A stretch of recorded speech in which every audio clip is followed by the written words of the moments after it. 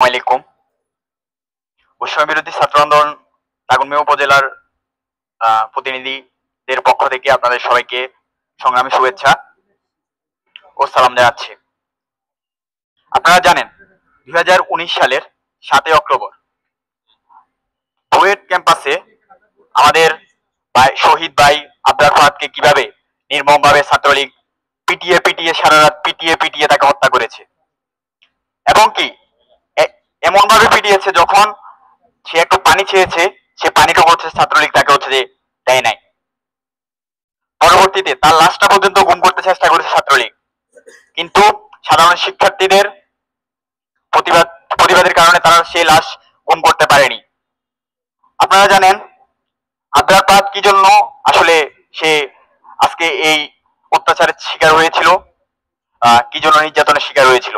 কারণ সে ভারতের আধিপত্যের বিরুদ্ধে সে লিখেছিল, সে আধিপত্যের বিরুদ্ধে সে হচ্ছে যে ভারতীয় আধিপত্যের বিরুদ্ধে সে সংগ্রাম করেছে, ভারতীয় আধিপত্যের বিরুদ্ধে এবং আমাদের ফেনী নদীর যে সমবন্টনের কথা উল্লেখ করতে গিয়ে তাকে হচ্ছে ছাত্রলীগের ভাবে নির্যাতন করে তাকে হত্যা করে। এছাড়াও আপনারা জানেন আমাদের গত কিছুদিন আগে ফেনীতে যে বন্যাটা হয়েছে সেটা কি জন্য হয়েছে। আসলে যে বন্যাটা হয়েছিল সেটা হচ্ছে যে ভারতের এই আধিপত্যের কারণে ভারতের কিছু আমাদেরকে না বলে এর আগে হচ্ছে যে কোনো মানে পানি ছাড়ার যে একটা করতে হয় সেটা হচ্ছে যে আমাদেরকে না করেই সে হচ্ছে যে তারা হচ্ছে যে আমাদের উপর হচ্ছে পানি ছেড়ে দিয়েছিল, রংপুর বাঁধ খুলে দিয়েছিল, যার কারণে আমাদের ফেনীবাসী হচ্ছে যে এই বন্যার শিকার হয়েছিল। আরেকটা কথা বলতে চাই, আপনারা জানেন আবরার ফাহাদের এই মৃত্যুর রহস্য হচ্ছে যে ক্যাম্পাস ভিত্তিক দলীয় ছাত্র রাজনীতি এবং লেজুর ভিত্তিক ছাত্র রাজনীতির কারণে আবরারকে এভাবে হচ্ছে যে নির্যাতিত হয়েছে, তাকে হতে শহীদ হতে হয়েছে।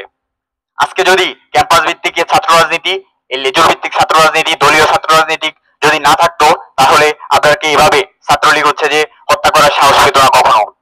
সেজন্য আমরা চাইবো, আমরা সরকারের কাছে অনুরোধ রাখবো, আমরা আমাদের বৈষম্য বিরোধী ছাত্র আন্দোলনের কেন্দ্রীয় সমন্বয়কদের কাছে অনুরোধ রাখবো যেন আগামীতে বাংলাদেশে কোন শিক্ষা প্রতিষ্ঠানে লেজুর ভিত্তিক এবং দলীয় ছাত্র রাজনীতি না থাকে। যদি শিক্ষার্থীদের যদি রাজনীতি করতে হয়, রাজনীতি চর্চা করতে হয়, তাহলে প্রতিটা ক্যাম্পাসে, প্রতিটা কলেজে, প্রতিটা বিশ্ববিদ্যালয়ে যেন ছাত্র সংসদ নির্বাচন দেওয়া হয়। এই থাকবে আমাদের অনুরোধ। একটা হচ্ছে যে আমাদের আমাদের স্যার বলছিল, আমাদের একাডেমির হচ্ছে যে প্রধান শিক্ষক স্যার, উনি বলছিল যে আসলে বাংলাদেশে কখন হচ্ছে যে এই ব্যবস্থাপনাটা ঠিক হবে বা কিভাবে হচ্ছে যে ঠিক হবে। এখন আমি বলতে চাই বাংলাদেশে যখন পেশিবাদ ব্যবস্থা যেই স্বাধীনতার পরবর্তী সময়গুলোতে বাংলাদেশের যে পেশিবাদ স্ট্রং হয়ে বাংলাদেশের প্রতিটা সেক্টরে হচ্ছে যে বসে আছে, এই পেশিবাদ ব্যবস্থাকে আমাদের সম্পূর্ণভাবে ধ্বংস করে দিতে হবে। এই জন্য আমাদের তরুণ সমাজকে, আমাদের ছাত্র সমাজকে এই পেশিবাদ ব্যবস্থা ধ্বংস করার জন্য আমাদের কাজ করতে হবে, আমাদের লড়াই করতে হবে, আমাদের প্রতিটা অন্যায়ের বিরুদ্ধে সংগ্রাম করতে হবে, আমাদের রাজপথে থাকতে হবে এবং আমাদের মেধাবী শিক্ষার্থীদের আগামীতে প্রযুক্তির বাংলাদেশ তৈরি করতে আমাদের শিক্ষার্থীদের লড়াই করতে হবে।